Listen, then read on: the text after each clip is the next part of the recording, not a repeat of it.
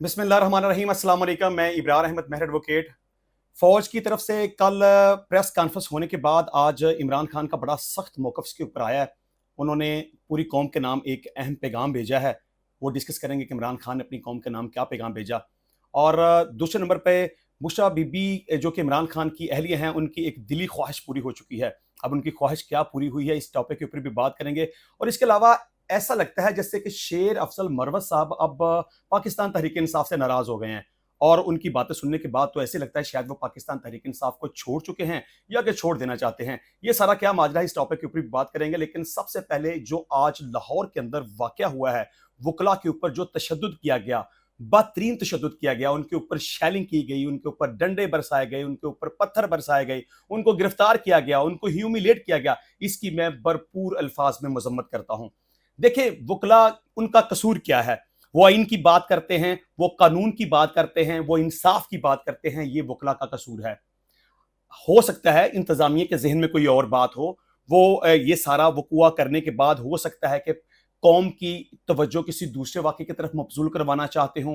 हो सकता है कि कोई नया वाक़या क्रिएट करके उनकी ख्वाहिश हो कि कोई साबका वाक़या भूल जाए। लेकिन शायद पंजाब पुलिस को इस बात का अंदाज़ा नहीं है कि उनकी औकात इतनी है कि गुजरात के अंदर हिजड़ों ने, जो मर्द नहीं है, औरतें भी नहीं है, हिजड़ों के हाथों उनकी पिटाई हुई, उनको जलील किया गया, उनको जूते मारे गए, उनका सामान उठाकर बाहर फेंक दिया गया, उनके कपड़े उतार दिए गए।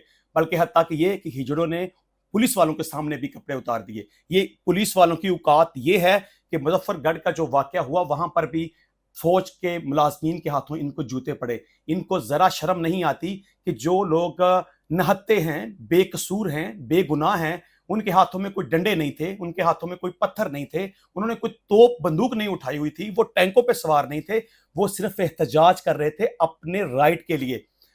वकला के खिलाफ आए दिन जो मुख्तलिफ किस्म के झूठे मुकदमात बनाए जाते हैं और उनके खिलाफ दहशत गर्दी की दफात के तहत FIR का अंदराज किया जाता है, उसके ऊपर एहतजाज कर रहे थे। और जो सेशन जजेस की मुंतकली के हवाले से उनका जो एजेंडा था, उसके ऊपर वो एहतजाज कर रहे थे, रैली निकाल रहे थे। क्या करना चाहते थे? मैक्सिमम वो क्या कर सकते थे?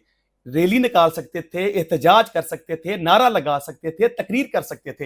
हाई कोर्ट के अंदर जाकर उन्होंने कौन सी तोप चला देनी थी कि जो कि पुलिस को इतनी इसके ऊपर तकलीफ हो गई और उन्होंने बड़ी बेदर्दी के साथ वकला पर तशद्दुद करना शुरू कर दिया। बहरहाल ये जो वाकया हुआ है, इसकी भरपूर अल्फाज में मजम्मत करता हूं।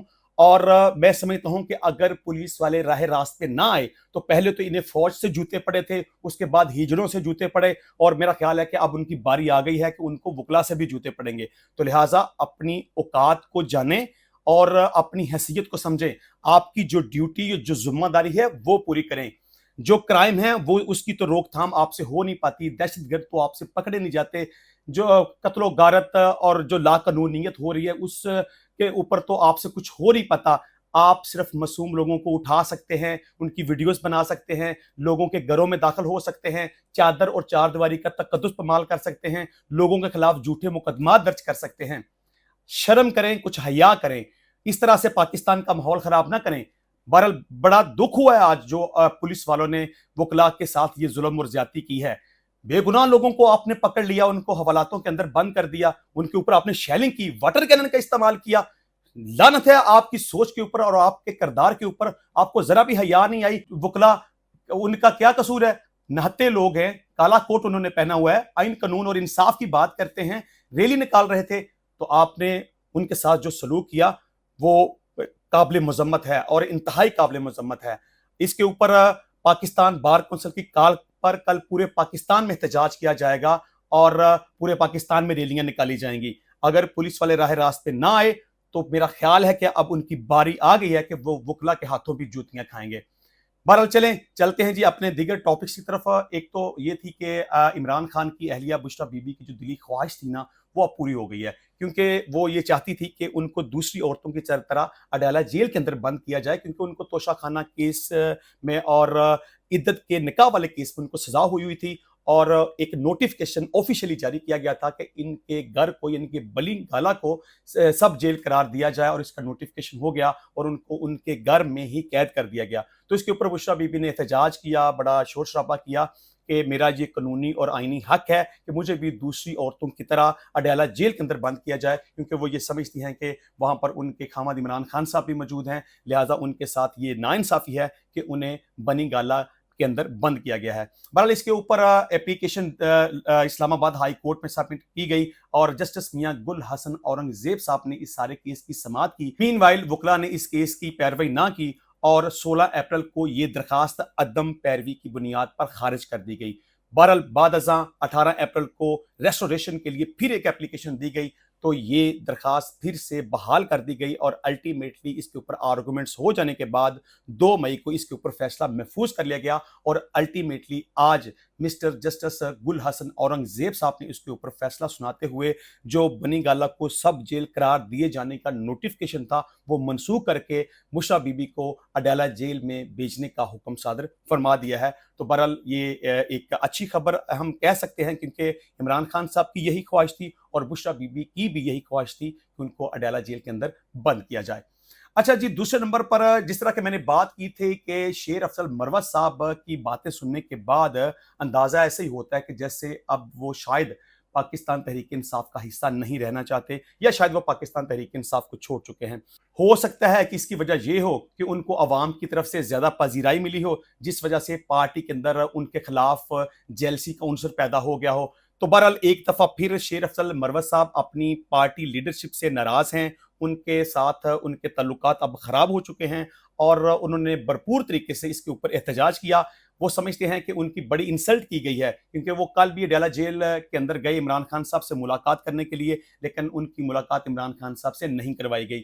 آج بھی وہ اڈیالہ جیل میں عمران خان صاحب سے ملاقات کرنے کے لیے گئے تھے، لیکن آج بھی ان کی عمران خان صاحب سے ملاقات نہیں کروائی گئی، جس کے اوپر انہوں نے اڈیالہ جیل کے باہر ہی صحافیوں سے گفتگو کرتے ہوئے یہ کہا، میں عمران خان کی آزادی والے ایجنڈے پر نکلا تھا جو کہ آج ختم ہو گیا، مجھے اب اس ریس سے اور سمجھے۔ شیر افضل مروت صاحب نے یہ کہا کہ پارٹی ایک مردہ گھوڑے کی طرح تھی، میں نے اس کو زندہ کیا، میں نے پاکستان تحریک انصاف کے لیے دن رات کام کیا۔ یہ لوگ جتنے بھی اب میرے سامنے کھڑے ہوتے ہیں، میرے خلاف پروپوگنڈا کرتے ہیں، میرے خلاف باتیں کرتے ہیں، یہ تو بلوں کے اندر چھپے ہوئے تھے، ان کی تو اتنی جرت نہیں تھی کہ یہ گھروں سے باہر نکل سکیں یا کوئی بات کر سکے۔ اس مشکل وقت میں کے پی کے سے لے کر سندھ تک عوام کے پاس گیا۔ بہرحال انہوں نے یہ کہا کہ عمران خان کو میرے خلاف مس گائیڈ کیا جاتا ہے، ورگلایا جاتا ہے، جس وجہ سے عمران خان صاحب شاید میرے خلاف ہو چکے ہیں۔ انہوں نے کہا کہ پبلک اکاؤنٹس کمیٹی کے لیے پہلے ان کا نام تجویز کیا گیا تھا، کہ نام کو تبدیل کر کے شیخ وقاص اکرم کو نامزد کر دیا گیا۔ انہوں نے یہ بھی کہا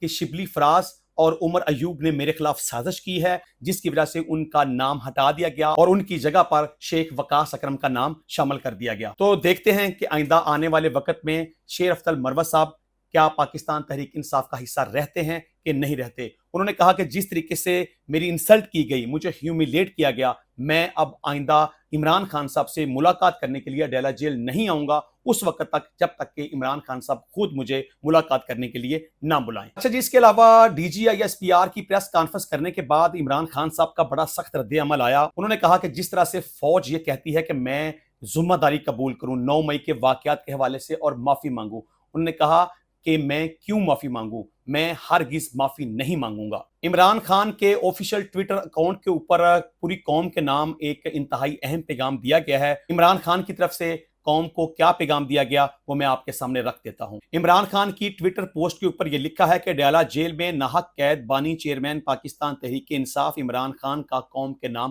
پیغام، نیچے ڈیٹ لکھی ہے 7 مئی 2024۔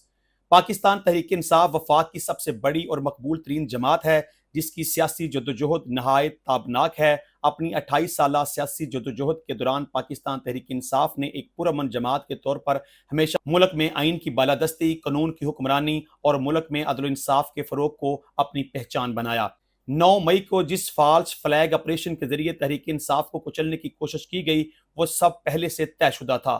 9 مئی 2023 کی حقیقت قوم پر پوری طرح واضح ہے، اور اگر کوئی سمجھتا ہے کہ طاقت کے اندھے استعمال اور ریاستی وسائل کے بل بوتے پر وہ حقیقت کو جھٹلا سکتا ہے تو یقیناً بڑی غلط فہمی کا شکار ہے۔ چنانچہ میں ایک مرتبہ پھر دہراتا ہوں کہ قوم کو بتایا جائے کہ 9 مئی 2023 کو کس کے حکم پر مجھے اسلام آباد ہائی کورٹ سے نیم فوجی مسلح دستے کے ذریعے اغوا کیا گیا، کس کے حکم پر اسلام آباد ہائی کورٹ سے سی سی ٹی وی فوٹیج چرائی گئی، کس کے حکم پر میرے پرتشدد اغوا کے خلاف پرامن احتجاج کرنے والے 69 شہریوں پر گولیاں برسائی گئیں؟ کس کے حکم پر مقتولین کے اہل خانہ کو ڈرایا دمکایا گیا اور اپنے پیاروں کے قتل کے خلاف قانونی کارروائی سے بات رکھنے کے لیے ان پر دباؤ ڈالا گیا؟ کس کے حکم پر کور کمانڈر ہاؤس اور کینٹ کی سیکیورٹی ہٹائی گئی؟ 9 مئی کے واقعات کو تاریخ کے آئینے میں دیکھتا ہوں تو مجھے 1971 کے واقعات سے واضح مماثلت دکھائی دیتی ہے۔ 24 مارچ 1971 کو اس وقت کا حکمران یحییٰ خان سیاسی فریقین سے مذاکرات کے لیے ڈھاکہ میں موجود تھا، مگر مذاکرات کی کامیابی میں ہرگز سنجیدہ نہ تھا۔ چنانچہ 24 گھنٹوں کے اندر اندر یعنی کہ 25 مارچ کو مشرقی پاکستان میں فل سکیل فوجی آپریشن لانچ کر دیا گیا۔ اسی طرز پر 9 مئی کو ایک فالس فلیگ آپریشن کے تحت پہلے مجھے ہائی کورٹ سے اغوا کیا گیا اور پھر پورے ملک سے ہمارے ہزاروں کارکنان کو گرفتار کر لیا گیا۔ یہ سب کچھ پہلے سے طے شدہ تھا۔ پورے کا پورا ریاستی نظام جھوٹ اور فراڈ پر کھڑا ہے۔ سابق چیف جسٹس عمر عطا بندیال نے 14 مئی کو الیکشن کرانے کا حکم دیا تو دھرنے، احتجاج اور لانگ مارچز کے ذریعے ان کو دمکایا گیا، جس پر انہوں نے معاملہ جرگے کے سپرد کیا۔ جرگے میں یہ بات واضح طور پر بیان کی گئی کہ نواز شریف تب تک واپس نہیں آئے گا جب تک قاضی فائز عیسیٰ چیف جسٹس نہیں بنتا۔ نگران وزیر اعظم کاکڑ نے حکومتی جماعت کے ایک رکن کو فارم 47 کا تانا دے کر نہ صرف سارے راز کا پردہ چاک کر دیا بلکہ ہمارے موقف کو بھی درست ثابت کیا ہے۔ اس سے پہلے اسلام آباد ہائی کورٹ کے 6 ججز کے خط اور کمشنر راولپنڈی کے اعترافی بیان نے ساری حقیقت قوم کے سامنے کھول کر رکھ دی ہے۔ یہ سب کچھ اس لنڈن پلان کے تحت جس کے واضح طور پر 3 اہداف تھے۔ نمبر 1، مجھے جیل میں ڈالا جائے۔ نمبر 2، نواز شریف کے کیسز معاف کیے جائیں۔ نمبر 3، تحریک انصاف کو کرش کیا جائے۔ اس پلان پر عمل درآمد میں چیف جسٹس آف پاکستان اور چیف الیکشن کمشنر واضح طور پر بطور سہولت کار دن رات مصروف عمل ہیں۔ اسی پلان کے تحت میرے خلاف سینکڑوں جھوٹے مقدمات قائم کیے گئے جبکہ زرداری، نواز اور اس کے بچوں کے کیسز کو معاف کر دیا گیا۔ ملک میں میڈیا پر اس قدر پابندیاں عائد ہیں کہ کوئی آواز نہیں نکلتی، تاہم اس کے باوجود گندم کا سکینڈل باہر آ چکا ہے۔ اگر میڈیا پر پابندیاں عائد نہ کی جاتی تو اب تک نہ جانے کتنے ہی سکینڈل سامنے آ جاتے۔